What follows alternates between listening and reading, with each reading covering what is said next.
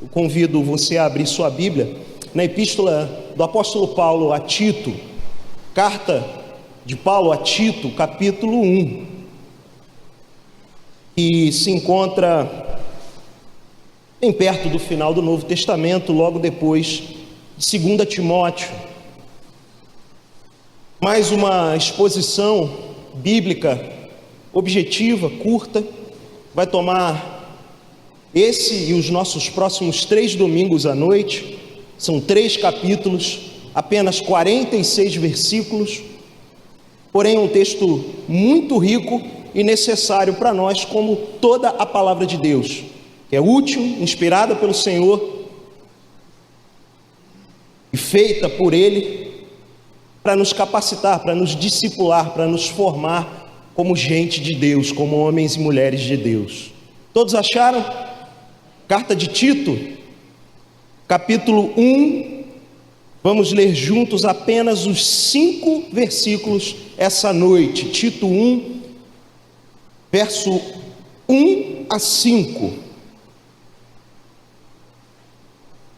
Paulo, servo de Deus e apóstolo de Jesus Cristo, para promover a fé que é dos eleitos de Deus, e o pleno conhecimento da verdade, segundo a piedade, na esperança da vida eterna, que o Deus que não pode mentir prometeu antes dos tempos eternos, e em tempos devidos manifestou a sua palavra, mediante a pregação que me foi confiada por mandato de Deus, nosso Salvador.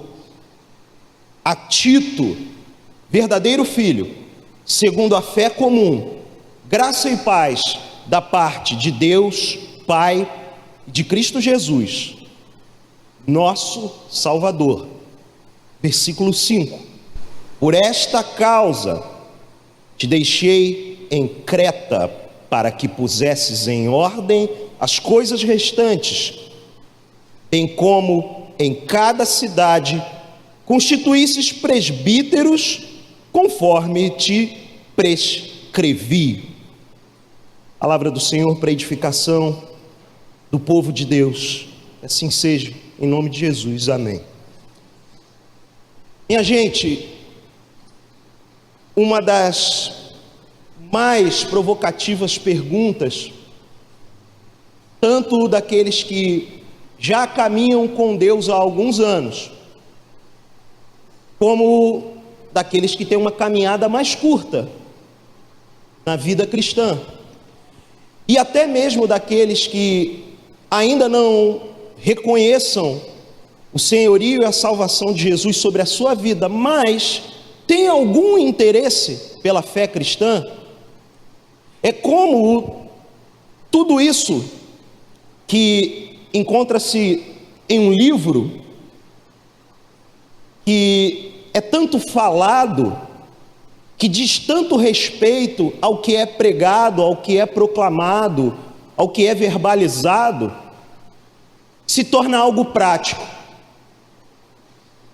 Um dos desafios para o crente dos nossos dias é responder essa pergunta: como viver uma fé prática?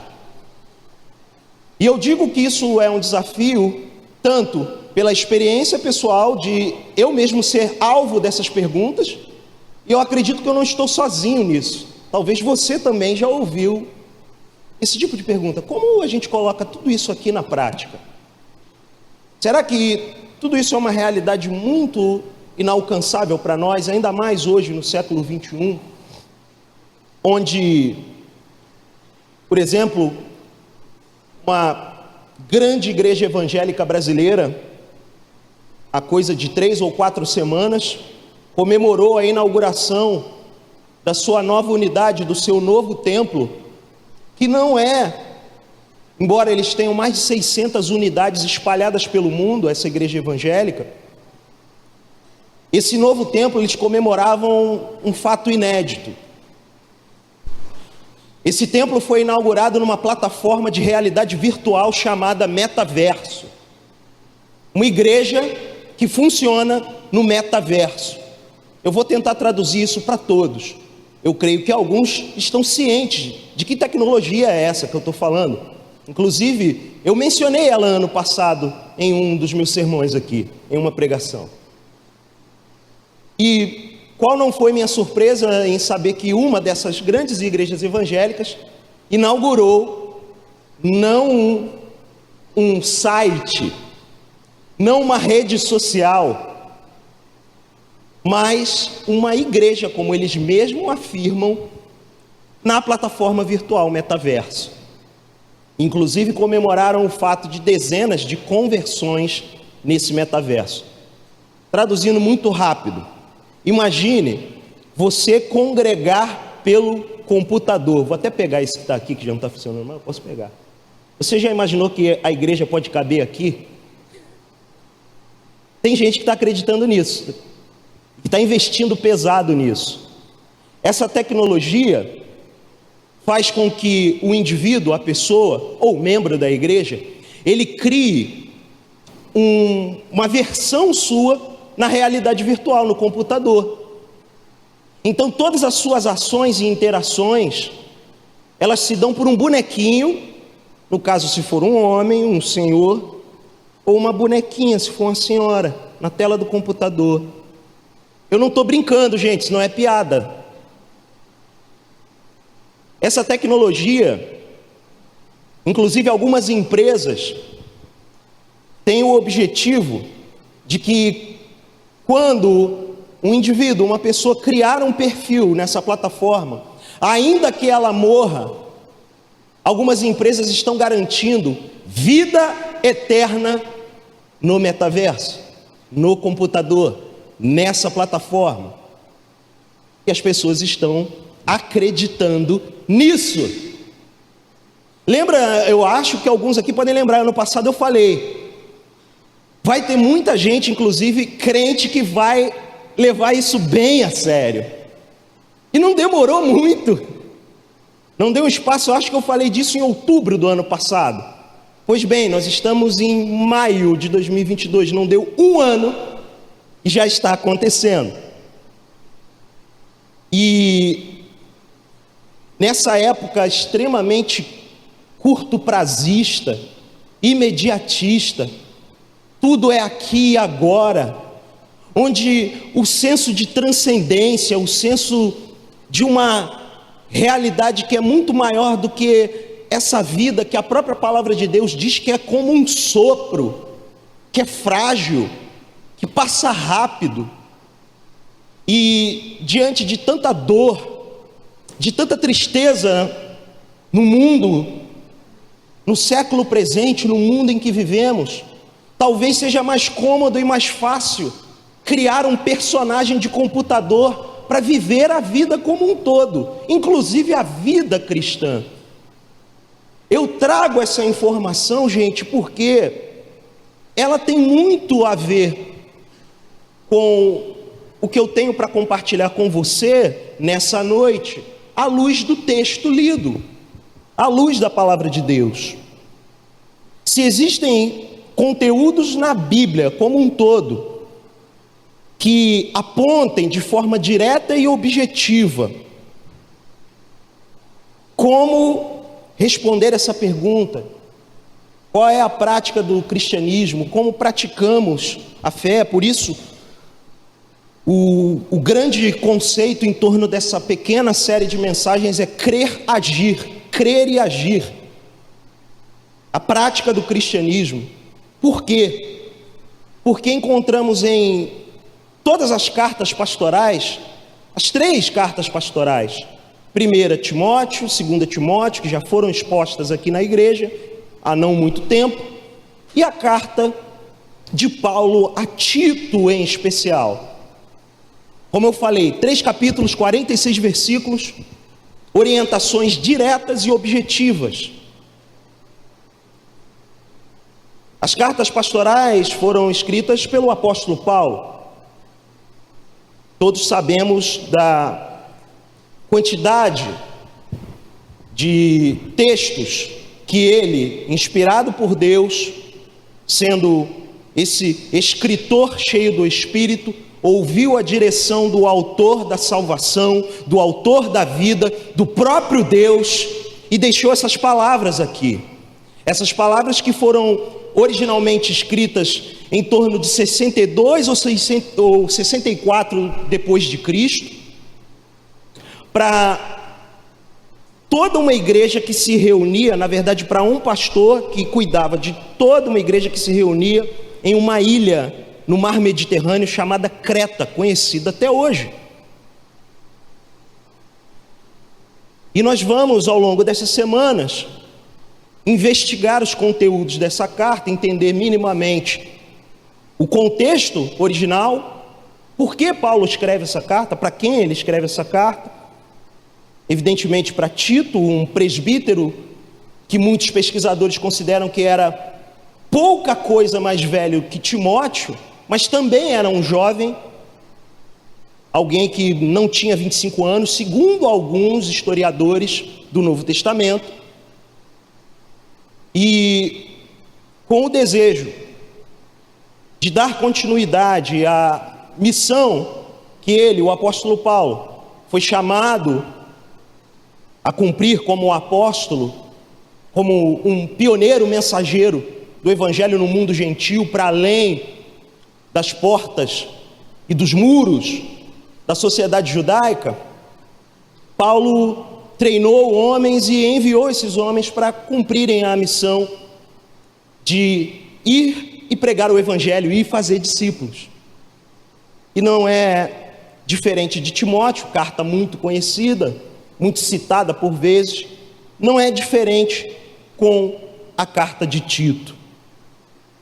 Uma coisa que vale a pena chamar a atenção sobre Creta: essa ilha, durante um bom tempo, foi o auge da civilização do seu tempo, mas dada várias crises climáticas e naturais e grandes abatimentos econômicos e financeiros e a superpopulação da ilha, Creta entrou em decadência cerca de 500 anos antes da igreja ser plantada lá.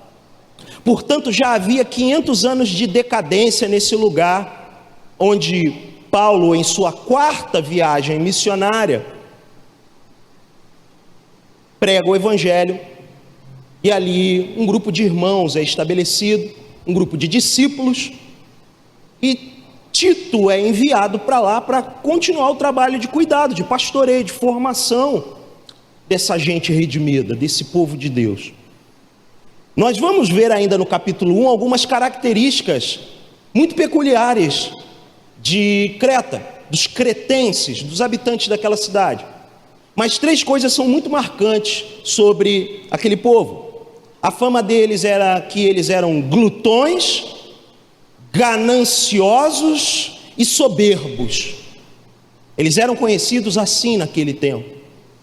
Outrora era um povo refinado, culto, mas dada todas as crises que viveram durante 5 séculos, encontravam-se nesse momento como uma nação derrotada em todos os aspectos.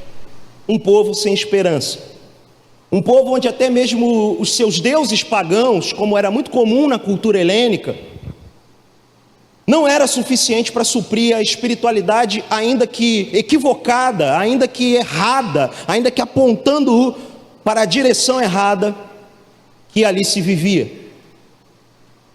Eu quero dizer que nem a adoração a Réia, que era uma espécie de Diana, de deusa de fertilidade dos cretenses, e nem o Minotauro, a figura muito conhecida no imaginário popular, o ser com corpo de homem e cabeça de touro, eram os 2 deuses de culto na ilha de Creta: a deusa da fertilidade e o deus do poderio militar, da força. Ambos eram insuficientes para a espiritualidade pedestre de Creta. As pessoas já não ligavam importavam-se em comer, se fartar de comida, de correr atrás de dinheiro, gananciosos e absolutamente soberbos, entre outras coisas que nós vamos ver mais à frente. Essa é a ilha de Creta, e é ali que uma igreja foi plantada a despeito desse perfil. E isso é sinal da graça de Deus, é uma manifestação da graça de Deus. Nesse contexto, Paulo precisa lidar com algumas questões muito sérias no nascimento dessa igreja, que essa igreja muito nova já tinha que lidar, já tinha que enfrentar. O ponto é que para todas essas coisas práticas acontecerem, e nós vamos ver isso aqui ao longo dos 3 capítulos, como eu falei, uma breve carta, nós vamos ver como deve ser o perfil do pastor e dos pastores, porque o objetivo de Paulo é que Tito forme um colegiado de presbíteros pastores que sirvam as cidades da ilha de Creta, toda uma região. Creta não era uma cidade, era uma ilha, é uma ilha até hoje. E o objetivo era que uma rede de igrejas fosse coberta ali. Então a gente vai ver coisas muito diretas ao ponto, no que diz respeito ao cristianismo. Como se forma um pastor? Qual deve ser o perfil do pastor? Como identificar os falsos pastores? Porque isso já era um problema lá. Me perdoe, irmão, mas quem acha que uma igreja é plantada num sistema de computador, eu tenho muito temor, de sair dizendo que é um falso pastor, mas eu começo a ligar sérios alertas quando eu vejo isso. Eu concordo que a tecnologia ela tem que ser usada a favor, mas existem limites. Então, identificar falso pastor não é tarefa para hoje apenas, é tarefa desde sempre. Como a gente costuma dizer, desde que o mundo é mundo. Nós vamos ver em Tito orientações para diversos tipos de pessoas, de todas as idades, dos mais velhos aos mais jovens. Vamos ver os princípios básicos da conduta, comportamento cristão, sim. Como a gente coloca em prática as verdades da palavra de Deus. E como essas práticas se transformam em boas obras. Olha só quanta coisa em 46 versículos a gente tem para explorar. E que por vezes a gente passa os nossos olhos correndo muito rápido e não consegue perceber. E o objetivo um dos vários objetivos de pregarmos a Bíblia expositivamente, verso a verso, é esse: é a gente extrair o conteúdo de ensino para que eu e você possamos sair daqui mais parecidos com Jesus, um pouquinho cada vez mais. Esse é o objetivo, em especial dessa noite. Porque para que todas essas coisas práticas aconteçam e não sejamos enganados por todo tipo de vento, de doutrina, usando a expressão bíblica, a linguagem bíblica, para que não sejamos levados por tendências e modismos vazios e que nada cooperam para sermos semelhantes a Jesus, precisamos de fundamentos. E encontramos esses fundamentos nesses versículos iniciais de Tito, capítulo 1. Na carta de Paulo a Tito, vemos de forma mais clara, sem obstáculos, o casamento entre crer e agir, entre doutrina e ações.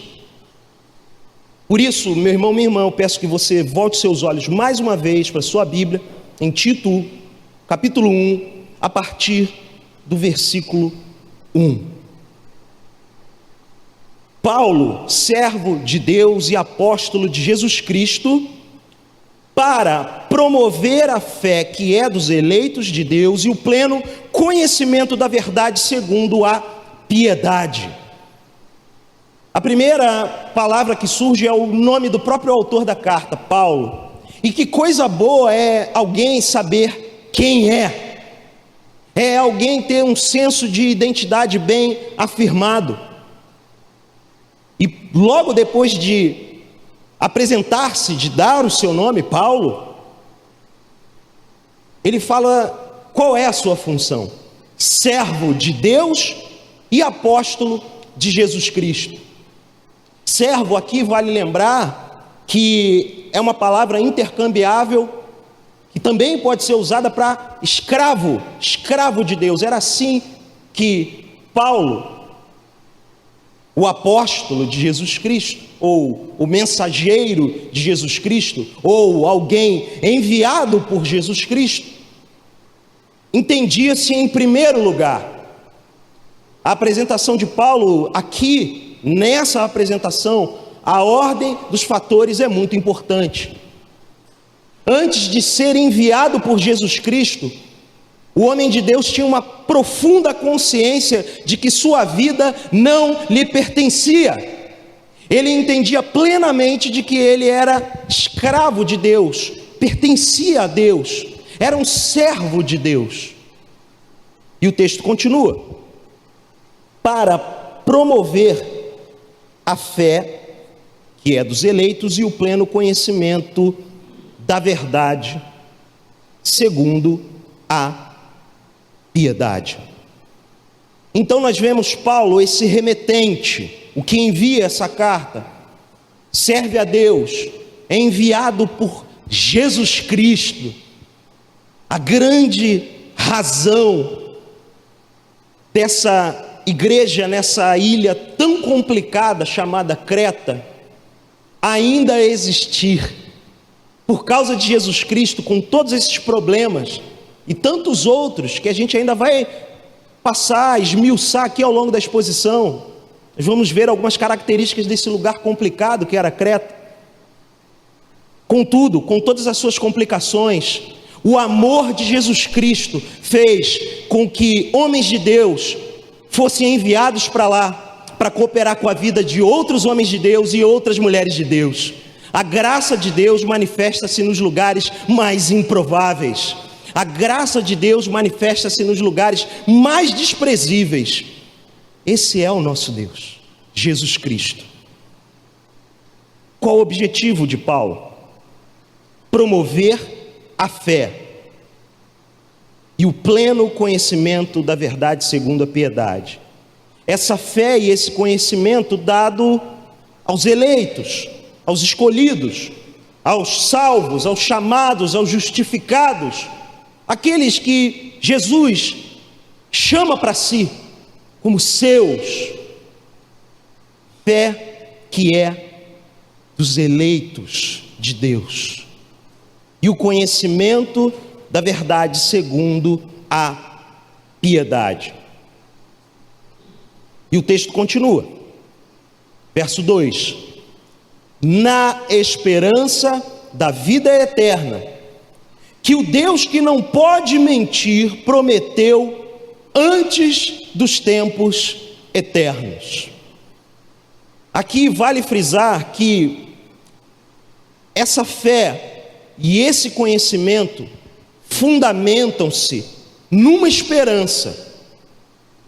A fé e o conhecimento têm como base a esperança da vida eterna. Por isso me chamou muita atenção a tal plataforma de realidade virtual, de computador, também usada em telefone e por aí vai, as mais diversas aplicações, tablets e por aí vai. O que me chamou a atenção é que uma das empresas que usa dessa tecnologia promete isso, vida eterna. Chama muito a atenção, porque o único que pode dar vida eterna é Jesus Cristo. O único que pode dar vida eterna é Deus. E é nessa fé e conhecimento, alicerçados nessa esperança, que Paulo envia esse homem, Tito, para aquela localidade naturalmente desesperançosa, naturalmente desesperada. É para esse contexto que a fundamentação da esperança é lançada. É nessa realidade, é nessa ilha complicada chamada Creta, é para lá que um grupo de pessoas, salvos pela graça, vai ser formado espiritualmente para serem testemunhas desse Deus de amor e desse Deus que não apenas dá a esperança é um selo para caminhar na terra dos viventes sem desesperar, sem se perder, sem cair. Esse Deus dá a própria vida eterna, porque o próprio Jesus, quando escreve, quando deixa registrado o apóstolo João a sua oração, escreve a João relatando a oração conhecida como sacerdotal de Jesus, no versículo 3 do capítulo 17, ele mesmo diz que a vida eterna é essa, que te conheçam, Deus. É essa vida eterna que é acessível a esse povo, lá entre os anos 62 e 64, numa ilha do Mediterrâneo. E é essa fé que continua acessível, dando acesso à vida eterna hoje, em 2022, aqui em Duque de Caxias, aqui no Rio de Janeiro. Esse mesmo Deus eterno continua dando essa mesma esperança, porque o verso 2 diz que Ele não mente, e essa promessa, o texto diz, foi feita antes dos tempos eternos. Essa é uma promessa eterna, meus irmãos, de um Deus que não mente, de um Deus perfeito, do próprio Deus, do próprio Senhor. Versículo 3: e em tempos devidos manifestou a sua palavra, mediante a pregação que me foi confiada por mandato de Deus, nosso Salvador. Percebam um contraste entre tempos eternos e tempos devidos. O tempo que se manifesta no agora e a eternidade. Percebam o cuidado de Deus através do escritor inspirado pelo Espírito Santo, ao sim apontar a realidade eterna desse Deus transcendente, essa realidade sobrenatural, essa realidade que ele mesmo, o apóstolo Paulo, visitou no terceiro céu, onde ele viu coisas que ele não poderia relatar a ninguém, coisas inefáveis, usando a linguagem de Paulo, coisas indescritíveis. Embora Paulo tivesse acesso a essa realidade sobrenatural, ele entendia a provisão de Deus em relação ao tempo devido, ao tempo presente daquele lugar desesperado, daquela terra arrasada existencialmente, que era Creta. Por isso ele diz, em tempos devidos, manifestou a sua palavra, ou podemos também dizer aqui, revelou a sua palavra. De que forma? Mediante a pregação que me foi confiada por mandato de Deus. E o versículo 3 conclui, nosso Salvador.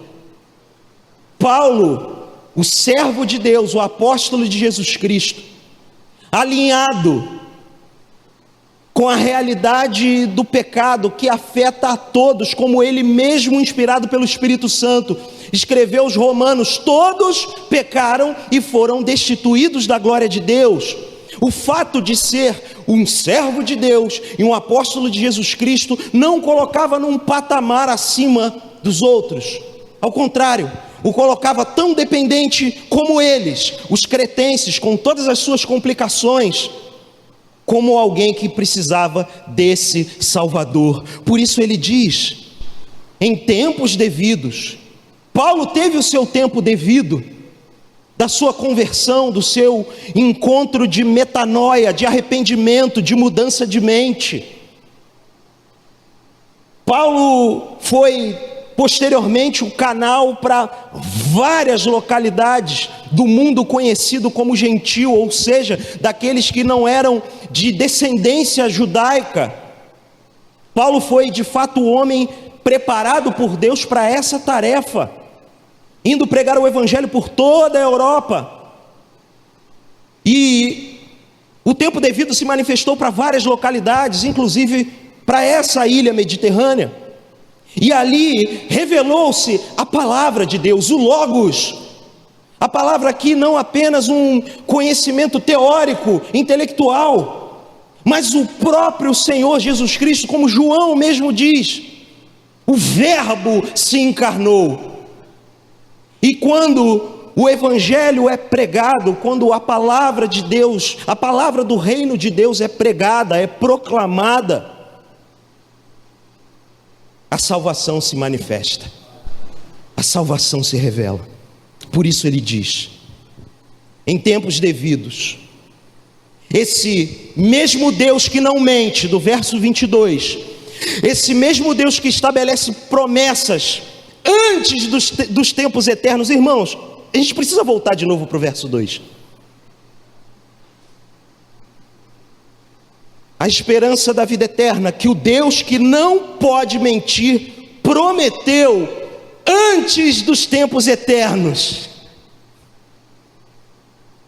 A gente precisa refletir nisso por alguns instantes. A eternidade tem começo e tem fim, mas Deus fez suas promessas antes dos tempos eternos. Deus é Deus sobre todas as coisas, inclusive sobre a própria eternidade.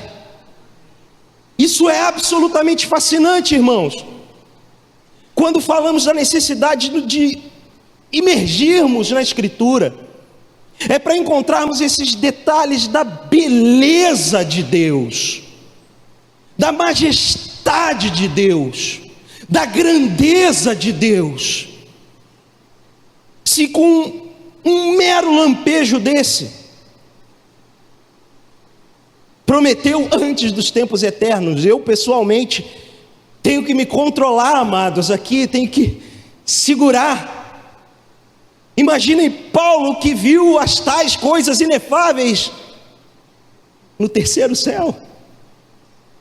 O ponto é que esse Deus tão precioso, tão zeloso, tão incomparável, tão cósmico, tão impossível de definir com as nossas bases e com a nossa teologia, com, enfim, toda sorte de ciência,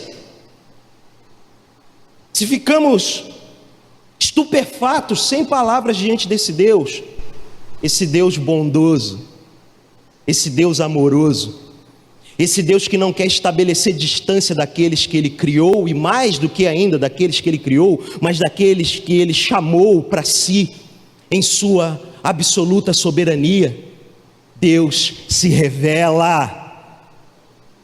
Por isso nós valorizamos tanto e amamos tanto a palavra de Deus, como a forma específica e especial dele apresentar essa beleza para nós.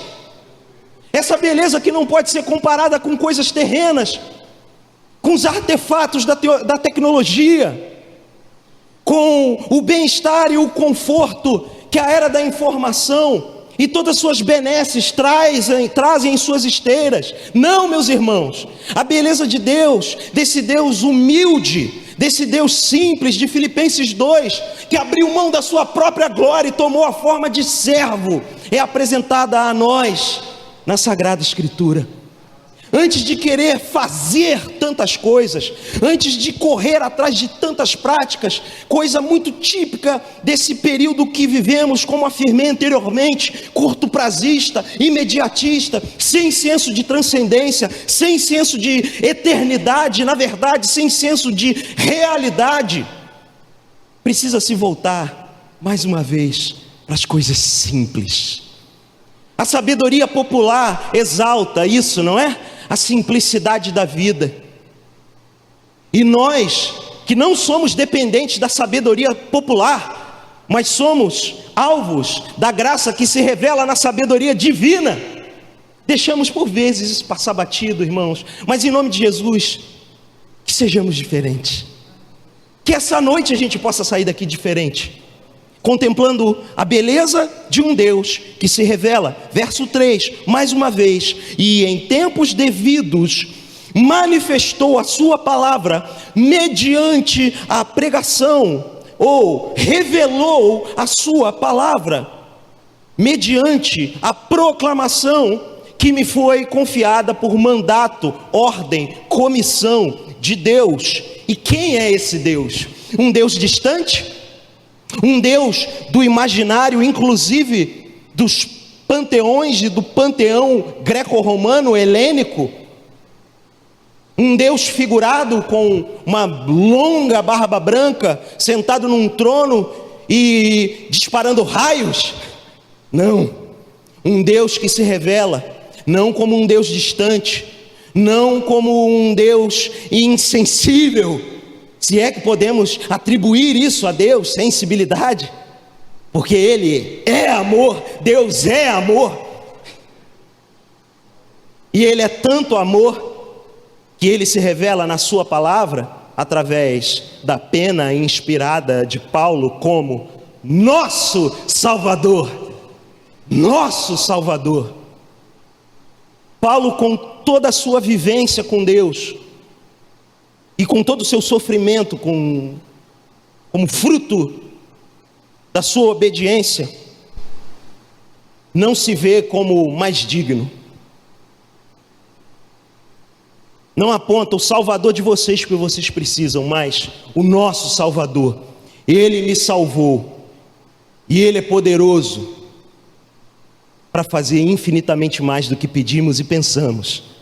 Ele é poderoso para salvar gente gananciosa, glutona, arrogante, soberba, como nós vamos ver ainda aqui, uma característica dos cretenses: mentirosos, torpes. Ele é poderoso para salvar pecadores. Ele é poderoso, continua sendo até hoje, nosso Salvador. E o versículo 4 aponta o destinatário da carta. O versículo 1 identificou-se o remetente, agora o destinatário, a Tito. Percebam, o verso 1 até o 3 foi só o prefácio, o preâmbulo da carta. E aqui ele diz para quem ele escreve, verso 4, a Tito, verdadeiro filho. Eu amo as palavras amorosas de Paulo aos seus discípulos.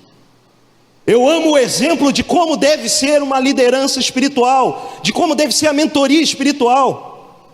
Eu amo Tito, verdadeiro filho. Tito esse, os comentaristas voltados ao Novo Testamento, todos concordam que era gentio. Tito, verdadeiro filho, segundo a fé comum. Ou seja, você é meu filho, Tito, por causa do que cremos em comunidade, do que cremos juntos. Graça e paz. Daí eu gostar dessa saudação tanto. Eu não sou pessoalmente afeito a jargões, usos e costumes evangélicos, essa coisa toda eu acho por vezes muito cansativa, né? Muito sem propósito, até muito forçada, falar o português para todo mundo entender. Mas essa aqui é uma das expressões de saudação cristã mais preciosas que tem: graça e paz, porque é isso que Deus dá para nós, e o que de graça recebemos, de graça nós devemos dar uns aos outros, graça e paz. Porque isso vem, como o texto diz, da parte de Deus, isso procede de Deus, Pai, e de Cristo Jesus, mais uma vez, nosso Salvador. Repare na ênfase salvífica da introdução da carta, gente. A ênfase de Paulo em Cristo Jesus como nosso Salvador.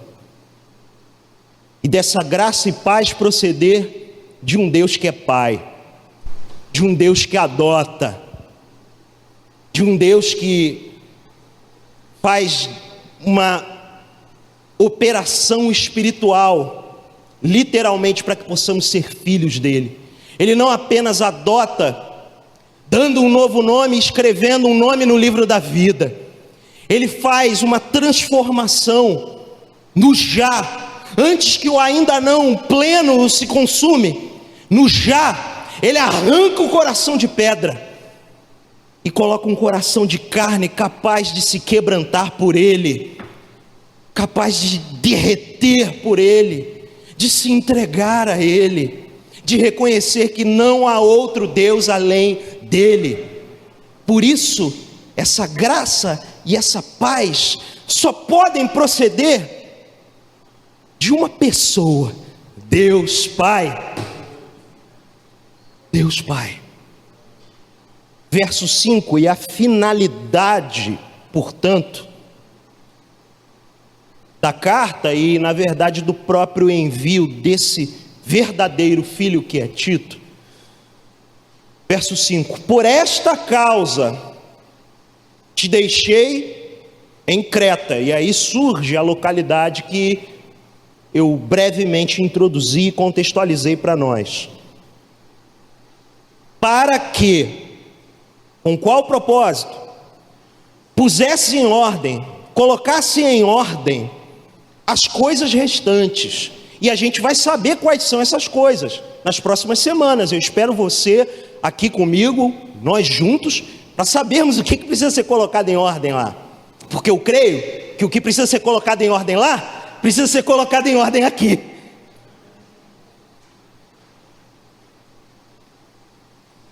Para que pusesses em ordem as coisas restantes, bem como em cada cidade daquela ilha mediterrânea, constituísses, ou seja, ordenasse presbíteros, que também pode ser chamado de pastores, conforme te prescrevi. Ou seja, o que entendemos é que Paulo anteriormente, até porque ele formou Tito como um pastor, ele já tinha, portanto, dado uma planta baixa, um projeto, um modelo de como deve ser a formação, a ordenação desses presbíteros. E do verso 6 em diante, que vai ser a refeição, o conteúdo que nós vamos saborear juntos no próximo domingo, nós vamos ver isso, o perfil do pastor, e ao mesmo tempo, na mesma oportunidade, permitindo Deus também identificar os falsos pastores, os falsos profetas. O ponto, minha gente, é que ao fazer a exposição bíblica, nós temos que pregar o texto todo. E a interpretação do texto até o versículo 5, ela já foi feita. E o tema da série, Crer, Agir, é cristianismo em prática, cristianismo na prática em Tito, na epístola de Paulo a Tito. Como eu disse anteriormente, e eu gosto várias vezes de frisar isso,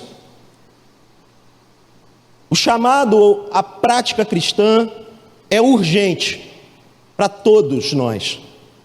Talvez muitos de nós estamos cansados, muitas igrejas estão sofrendo grandes dificuldades por ver, por vezes, lacunas, se não abismos entre a teoria e a prática. O que é professado pelos lábios e o que é testemunhado no dia a dia.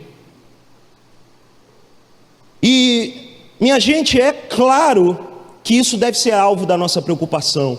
É claro que isso deve ser alvo da nossa oração.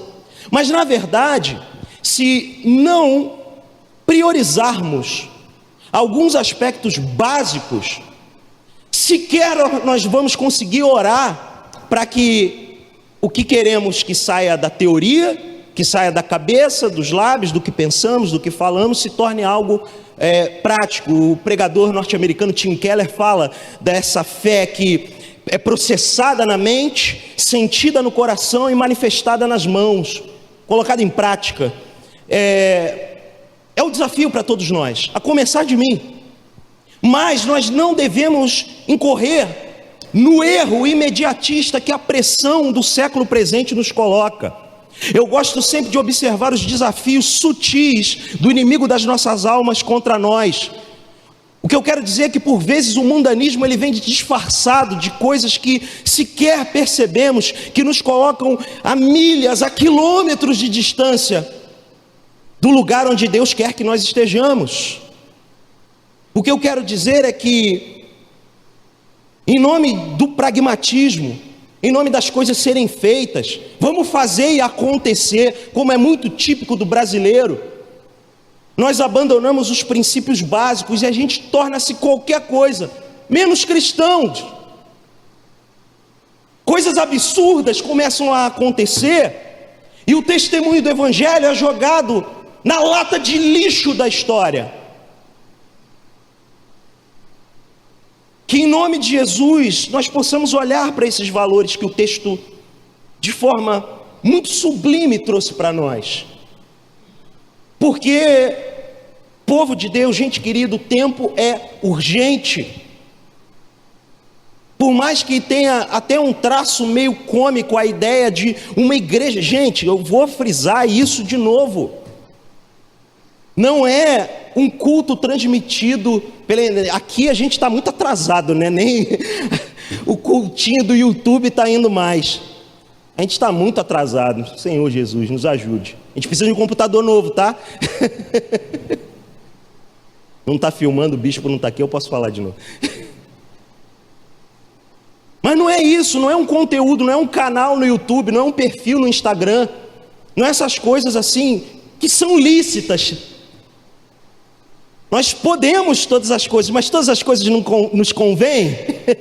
Esse é o ponto levantado pelo próprio apóstolo. Convém você dizer, não, teve decisões para Cristo. O bonequinho, Senhor me ajude, o bonequinho na tela do computador levantou a mãozinha, o dedinho. Gente, é isso que estão acreditando que é conversão, que estão contando como conversão.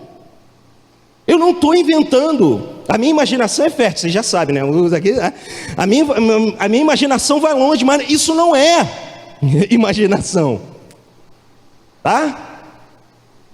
E para virar tendência, porque essa grande igreja evangélica, ela lança tendências, ela dispara modas, em especial na música, no jeito, no visual, no figurino dos pregadores, pregadoras e por aí vai. Para isso também se tornar uma tendência, é assim, é um estalo. E para quê?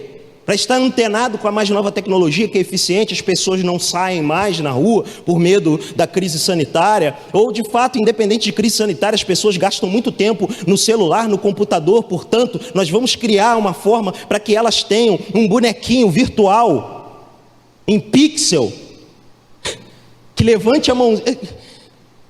É um videogame, gente, tipo, vocês estão entendendo? Estão comigo? Estão entendendo a gravidade disso? Eu pesquisei em várias fontes para ver, não, gente, isso é fake news, isso é notícia falsa, não é possível. É notícia verdadeira. Ok? E tantas outras coisas que são feitas em nome da prática.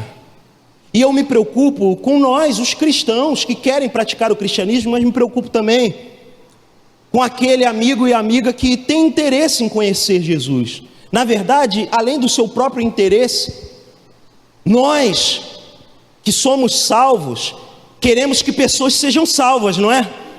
Você não tem esse desejo de ver gente sendo salva, gente que está ali do seu lado, que você ama, pai, mãe, irmão, filho, vizinho, e gente que carece de Deus, na fila do mercado, na rua, no banco, né? Hoje pouco se vai em banco, mas quem ainda vai na fila do banco para receber o salário, a aposentadoria. Poxa, você quer que as pessoas sejam salvas?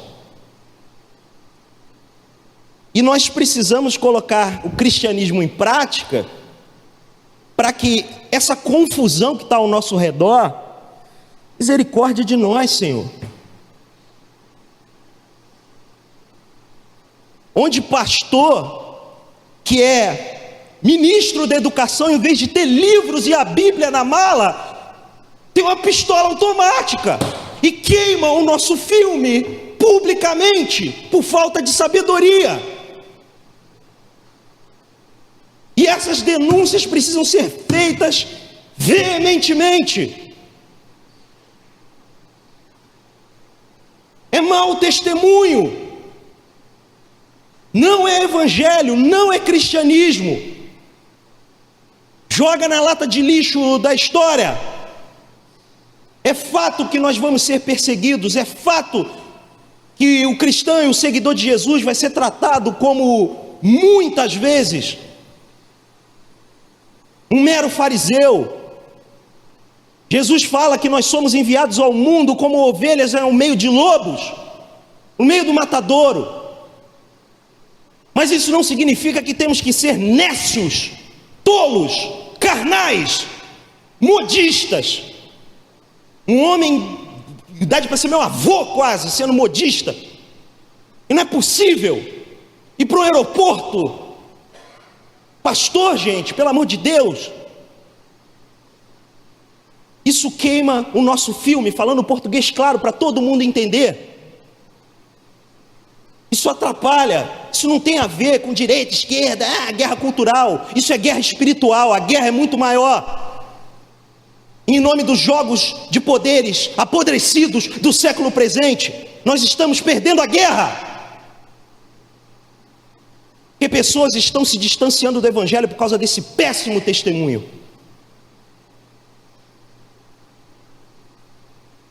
É muito fácil falar só do neopentecostal. É muito fácil falar do pastor da calça apertada, que passa maquiagem. Aí é engraçado, a gente pode falar, mas tem que falar do pastor carequinha, bigode, terno e gravata, da denominação que a gente respeita e gosta.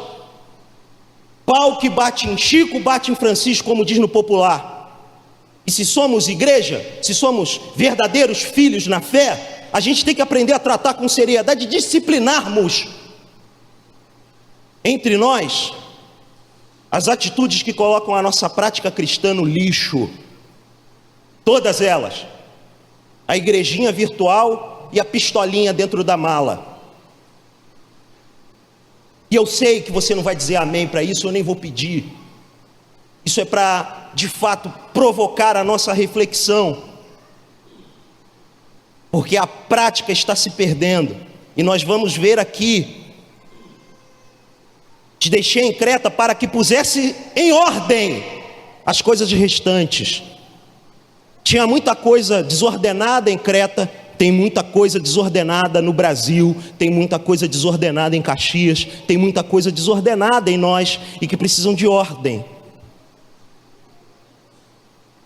Para que, portanto, e para encerrar, a prática aconteça, para que o cristianismo seja prático, e nós vamos investigar isso nos próximos 3 domingos, fica aqui 3 ensinamentos.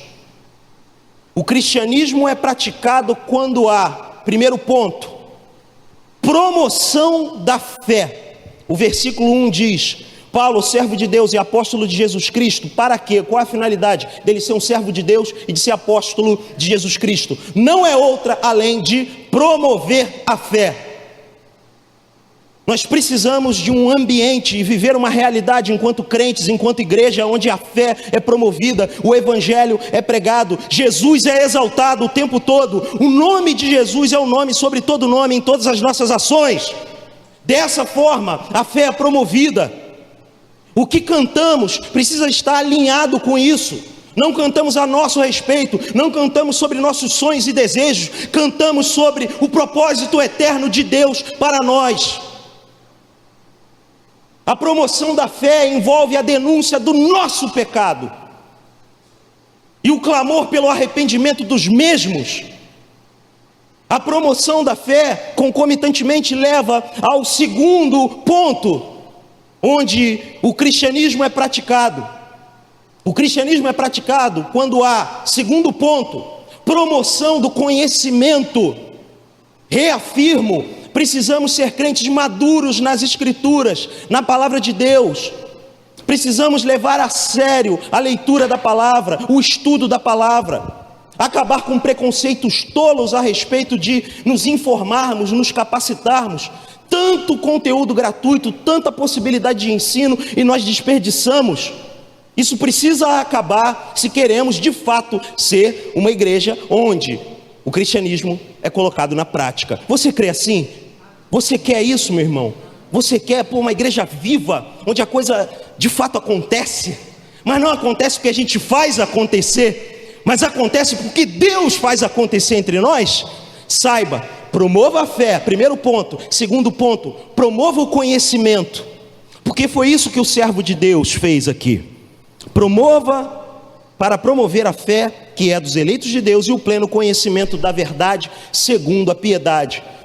Porque, meu irmão, minha irmã, se queremos essa vida cristã, genuína, autêntica, com o selo de qualidade do Espírito Santo, ou seja, piedade, santidade, vida reta, testemunho, o que eu e você precisamos, amados, é de fé e de conhecimento. Conhecimento do quê? Da verdade. E a verdade é a palavra. A verdade é a tua palavra, Senhor. O cristianismo é praticado quando há, terceiro e último ponto, esperança na vida eterna. Esperança, meu irmão, minha irmã, na vida eterna. Porque a vida natural é breve, é curta. A literatura de sabedoria tem mexido muito comigo nesse tempo, nesses últimos meses, no que diz respeito à brevidade da vida. Como falei outro dia, eu já chego num momento, começo a dar passos largos para um momento onde eu percebo que talvez a maior parte do tempo que eu vivi, já vivi. Não sei, Deus sabe da minha vida, da vida de todos nós. E confesso que esses pensamentos e reflexões têm mexido comigo em especial. E a literatura bíblica de sabedoria judaica, os Salmos, Eclesiastes, Jó, Provérbios, tem mexido muito com o meu entendimento.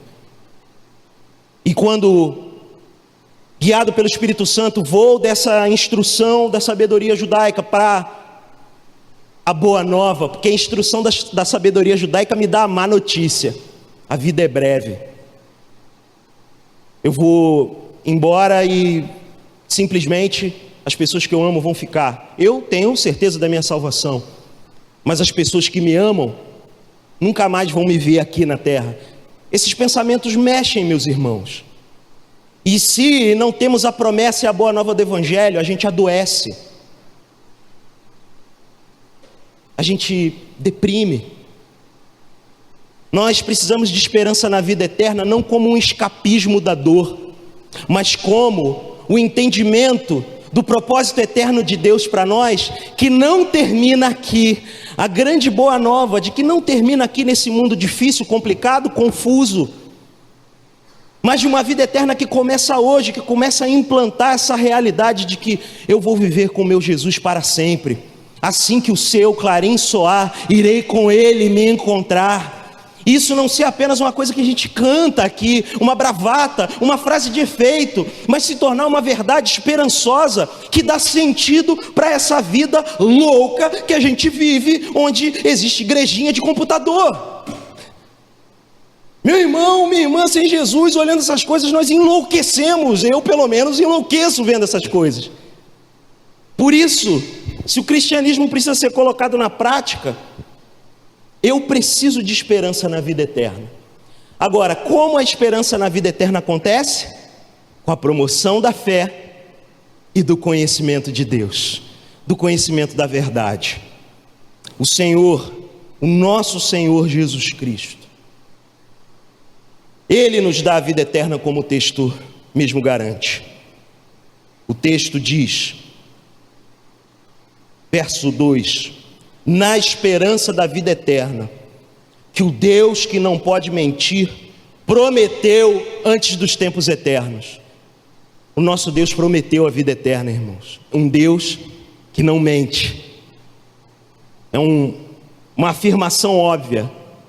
Deus, com D maiúsculo, não mente, mas Paulo quer deixar isso tão claro que ele afirma: o Deus que não pode mentir. Ele poderia simplesmente escrever: o Deus que prometeu. Ele deixa muito claro: o Deus que não pode mentir, prometeu antes dos tempos eternos, antes da eternidade. Deus prometeu vida eterna para aqueles que Ele chama para Ele. Você crê assim? Deus prometeu vida eterna para aqueles que Ele chama para Ele. Essa vida eterna é acessível hoje para mim e para você. Para você que talvez não tem o reconhecimento de Jesus como seu Senhor e Salvador, Deus tem promessa de vida eterna. Se o Espírito Santo está tocando sua vida, não saia daqui sem procurar alguns dos obreiros, dos diáconos da igreja, ou até mesmo a mim, para conversar, para ter maiores esclarecimentos sobre o Evangelho. E você, meu irmão, minha irmã de caminhada, verdadeiros filhos do nosso Deus Pai, nós como filhos de Deus, irmãos e irmãs, façamos uma aliança uns com os outros, uma aliança de promoção da fé e do conhecimento de Deus na esperança da vida eterna. Enchamos o nosso bate-papo, as nossas conversas disso. Promova a fé um do outro, promova o conhecimento um do outro, promova a esperança da vida eterna um do outro. Que a gente gaste mais tempo com essas verdades, porque eu tenho certeza que se cada vez mais enchermos as nossas vidas disso, nós vamos ter uma fé prática. Em nome de Jesus. Vamos ficar de pé, fique de pé, por favor.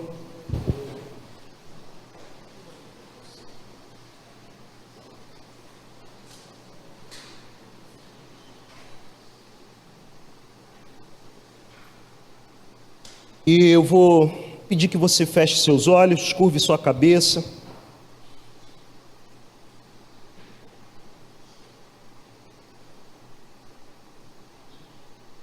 E reflita nesse momento sobre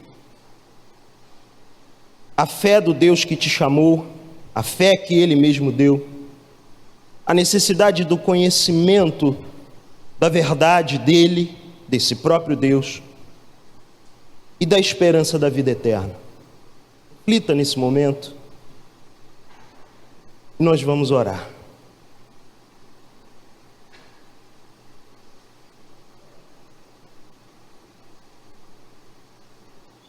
Orando, Senhor, diante de Ti, nessa bendita esperança, a bendita esperança que fundamenta a nossa fé e o nosso conhecimento para uma vida de piedade. A vida de piedade, na verdade, é a vida cristã prática, simples, a vida diária do filho, da filha de Deus, de homens e mulheres que em si mesmos não tem nada a oferecer a não ser a própria vida. Então, Deus, que possamos sair daqui com um desejo de viver a realidade da fé cristã, praticar, começar de mim, praticar a realidade da fé cristã cada vez mais, viver essa vida que honra e glorifica o nome de Jesus em todas as ações, em todas as atitudes. Crer e agir para a glória do Teu nome, Senhor. Crer e agir para a promoção da fé e do conhecimento de Deus, fundamentadas na vida eterna. Para a glória do Teu nome é que oramos. Amém. Deus abençoe sua vida, meu irmão, minha irmã.